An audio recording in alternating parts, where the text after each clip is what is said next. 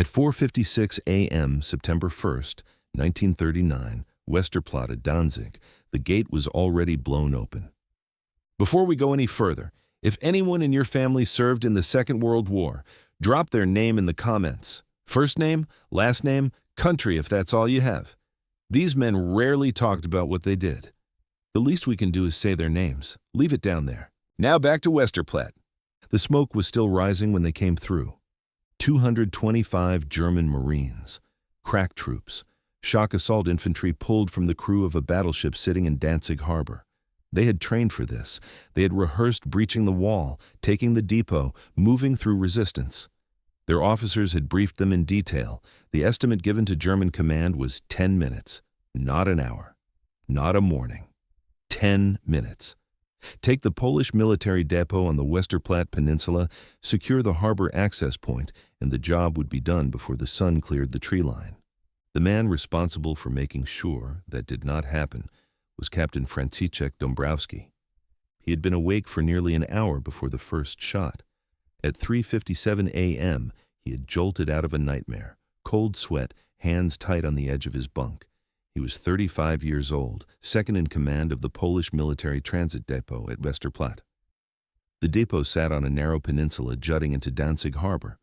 Water on three sides, Baltic Sea to the north, the harbor channel to the west and south, a brick perimeter wall, and a railroad gate on the eastern edge, facing the mainland. That gate faced Germany.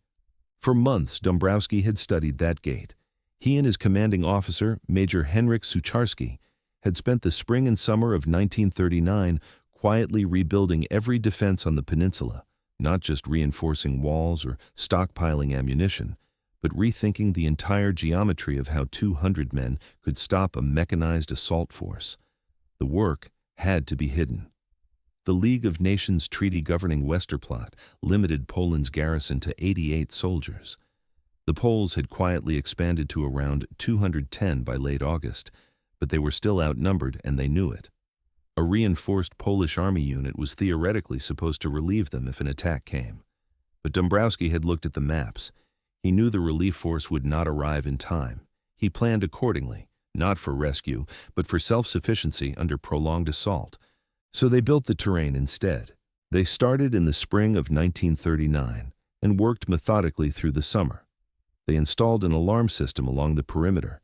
They blacked out the entire peninsula at night, so it gave no silhouette to observers from the harbor. They laid pressure mines along the secondary approach corridors, specifically the alternate routes an attacker might try after the main gate approach failed.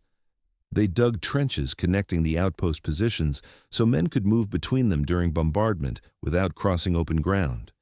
They stockpiled food, ammunition, and medical supplies in the barracks basement. Then came the wire. They strung barbed wire in interlocking patterns, not a single line that could be cut, but overlapping entanglements laid at deliberate angles to channel movement into specific corridors. They thinned sections of the forest strategically, clearing sight lines for machine gun positions while leaving enough standing vegetation that the bunkers themselves remained invisible from 30 meters. They reinforced concrete structures and added firing apertures sized precisely for the weapons they planned to use. They built 5 forward outposts and named each one Fort, Wall, Prom, Guardhouse No. 2, and the Lazaret. Outpost Prom, meaning ferry, sat 200 meters inside the perimeter from the gate. It was small, low, and partially buried in the earth.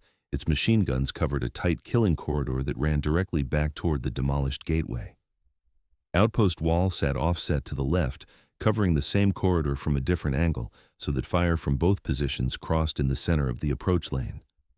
The gap between those two fields of fire was approximately 10 feet wide. Anyone caught in it would be receiving fire from 2 directions at once, with no cover and no lateral escape because of the wire. The Germans had been given maps of Westerplatte. Old maps from 1938 that showed none of this preparation, nothing about the bunkers, nothing about the wire patterns, nothing about the thinned forest lanes or the overlapping gun positions. As far as German command knew, they were assaulting an undermanned depot with outdated defenses. At 4:45 a.m., the battleship SMS Schleswig-Holstein opened fire from the harbor. She was moored so close to Westerplatte that her massive 283mm main battery shells did not have enough distance to arm their fuses before impact. Most failed to detonate properly. The bombardment still managed to punch 3 breach holes in the brick perimeter wall and ignite the oil warehouses on the southern edge of the depot. Thick black smoke began rolling across the eastern tree line. It killed no Polish soldiers. At 4:53 a.m., Wehrmacht engineers detonated charges against the railroad gate. The frame blew outward. The way was open. Lieutenant Wilhelm Henningsen gave the order, and 225 Marines stepped onto the land bridge heading west. They moved in 3 platoons. The smoke from the oil fire had thickened. Visibility inside the perimeter was dropping. 30 meters in places, less where the smoke caught against the remaining trees. The Marines advanced carefully, rifles forward, moving through the gap in the wall and onto the depot grounds. They were 50 meters inside, then 80. Outpost Prom was watching. The Polish soldiers inside that bunker had not moved since before the shelling started. No one spoke. The apertures were narrow and low, giving almost no silhouette from outside. Corporal Edmund Samlevsky had his eye on the approaching column. He could see the Marines clearly through the thinning smoke. Their off-white rucksacks, worn over their dark uniforms, stood out like paint on a wall. The Germans had not removed them before the assault. Samlevsky noted this. Standard parade load. These men were not expecting to need to move fast. He watched them come closer, 100 meters inside the perimeter, 150. The lead Marines were now in the corridor, between the ruined gate behind them and the ammunition warehouse ahead. Barbed wire ran along both flanks of the lane, not blocking them forward, but blocking them sideways. The thinned forest on both sides offered the illusion of cover, but none of the reality. Every few meters forward tightened the geometry. Every meter of advance made it harder to go anywhere except straight. 200 meters. The leading element of Henningsen's Marines had reached the point directly in front of Outpost Prom. One Polish soldier recalled the moment without drama. "We didn't have to strain our eyes. We let them come as close as 100 feet before we opened fire." 100 feet, roughly 30 meters, the light machine gun at Outpost Wall fired first. A fraction of a second later, Prom's guns opened from the opposite angle. The 2 streams of fire converged on the same corridor simultaneously. The Marines in the lead had no warning and no time. The men behind them had nowhere to go. The barbed wire on both flanks stopped any lateral break, and the men behind them were still pushing forward through the smoke, unaware of what was happening 50 meters ahead. German soldiers returned fire in all directions. They could not locate the positions. The bunkers were invisible against the forest floor. Some Marines believed they were being engaged by snipers hiding in individual trees. They shot at tree trunks. They shot at shadows.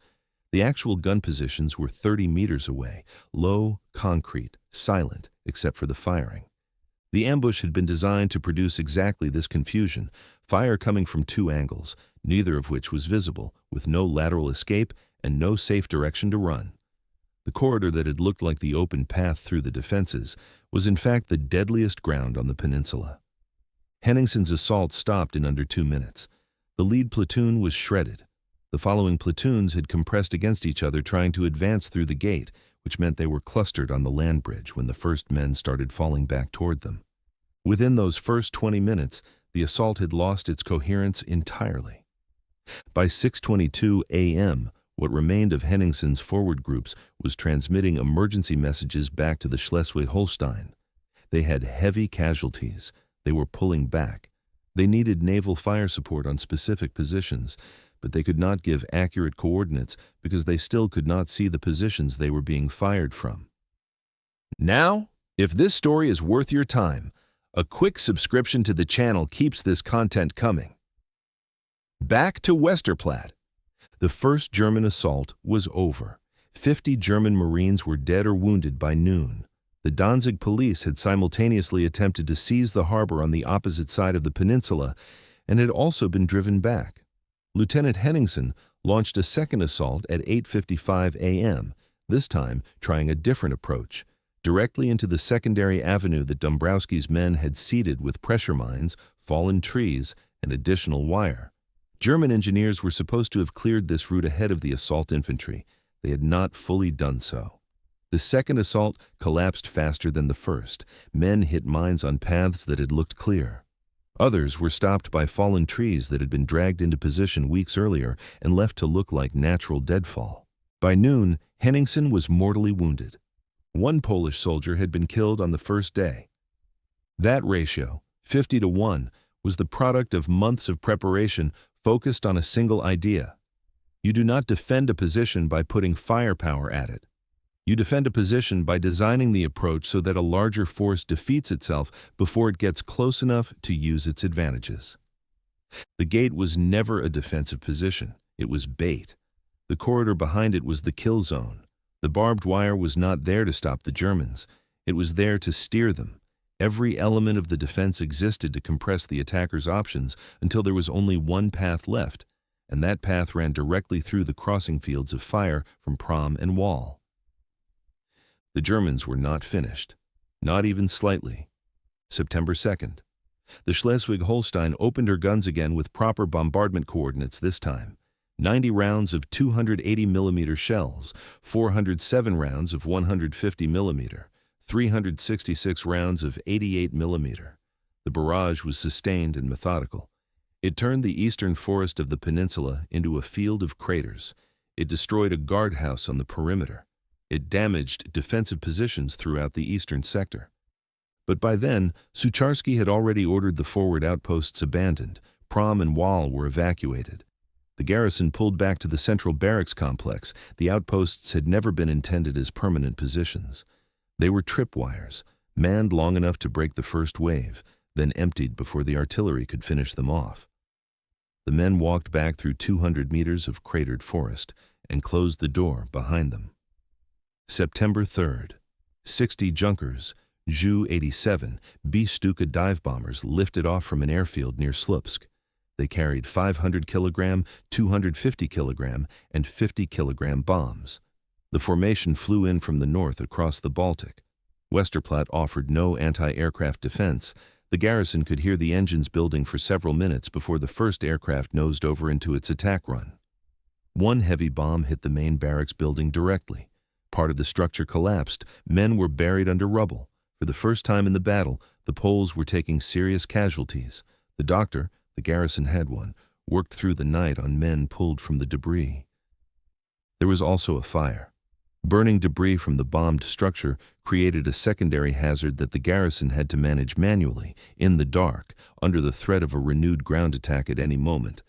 Major Sucharski, already deteriorating under the psychological weight of days of bombardment and total isolation, nearly ordered surrender that evening. He was shaking when he told Dombrowski. Dombrowski held him, talked him through it. The garrison was still functional. Their ammunition was low but not gone. They had enough to hold another day. They held. September 4th through 6th, 3 more ground assaults, every one of them repelled. The garrison was down to fewer than 200 effective fighters now, operating in the rubble of a barracks complex that had been bombed and shelled for 6 straight days. They had no clean water. Their food supply was gone. The wounded were being treated in the basement of the barracks with whatever medical supplies remained. Men were sleeping in shifts of 2 hours at a time, rotating between positions while under sporadic artillery fire that never completely stopped, day or night. The psychological effect of sustained bombardment without relief, no sleep, no food, no news from outside, is a specific kind of pressure that erodes judgment. Sucharski was experiencing it visibly. Dombrowski was holding the garrison together through will and example. He moved between positions. He checked on men. He made decisions when Sucharski could not. German command was by now openly frustrated. This was not a fortified army position. It was a military depot on a peninsula, defended by men originally supposed to number 88. The plan had called for 10 minutes. 6 days later, nothing had worked. Artillery hadn't worked. Dive bombers hadn't worked. Direct infantry assault hadn't worked.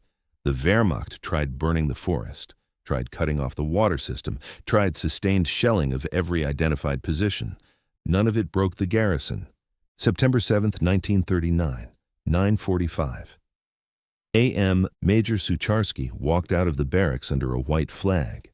The garrison had held for 7 days and 7 nights against a force that outnumbered them by more than 15-1. supported by a battleship, dive bombers, and sustained artillery. 11 men had been killed in those 7 days. Roughly 50 more were wounded. The German officer who received the surrender was so struck by what the garrison had accomplished that he did something almost unheard of. He permitted Sucharski to retain his officer's saber.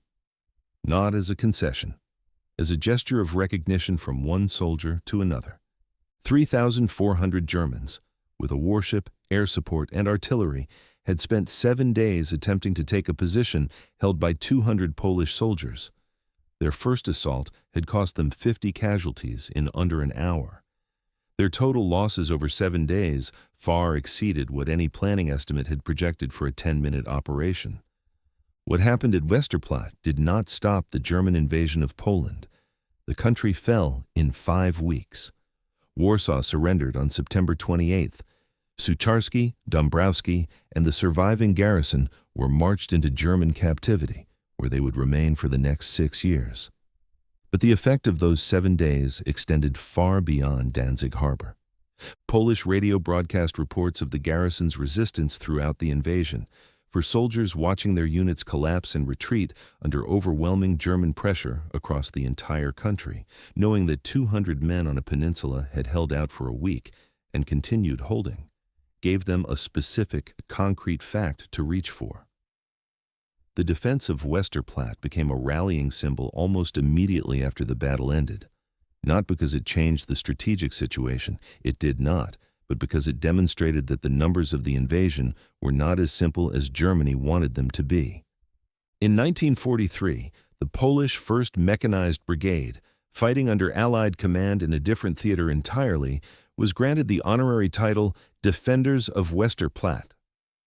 Men who had never stood on that peninsula, fighting 4 years later, carried that designation as a statement about what 200 soldiers had done at a gate in Danzig on the first morning of the war. After the war, Henryk Sucharski was promoted to brigadier general. He was freed from captivity in 1945. He died in 1946, 1 year after liberation, worn out. He was 52. Franciszek Dąbrowski, the officer who had designed the trap, who had spent months threading wire through a forest that nobody was supposed to notice, survived the war. He lived until 1977. He was 73. The specific tactical logic that Dąbrowski applied at Westerplatte was not complicated. It did not require more men or better weapons. It required understanding that a defender's greatest asset is knowledge of the ground and a willingness to prepare it, not for where the enemy is now, but for where the enemy will be when they think they've won. The railroad gate was the most obvious entry point, so he made it the easiest entry point. He cleared the approach just enough that it looked clear. He placed the wire not to block the obvious path, but to ensure that once the enemy was on the obvious path, there was no other path available. He put the bunkers 30 meters back, low, facing forward, and let the enemy come all the way to them before opening fire. The 10 feet of ground, where the 2 crossing fields of fire met, the actual kill zone, the place where Henningsen's leading Marines fell, was not a defended position. It was a geometric result.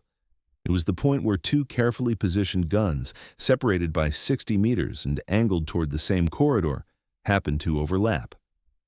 Dąbrowski had drawn that point on a map in the spring of 1939, months before any German set foot on Westerplatte. He had then built the terrain around it until the enemy had no choice but to walk into it. The Polish government announced plans to open a dedicated public museum at Westerplatte in 2026. The peninsula still stands. The ground has been overgrown for 85 years. The craters have filled in. The barbed wire is gone. The bunkers have collapsed or been absorbed back into the earth. But if you stand in the forest today and walk in from the east, past where the gate used to be, and count your steps, at around 200 meters, the trees open slightly on both sides, the forest floor levels out, and for a moment the ground ahead seems clear. That is the place. That is where they came through and where they stopped and where Dąbrowski's math proved correct on the first morning of the Second World War.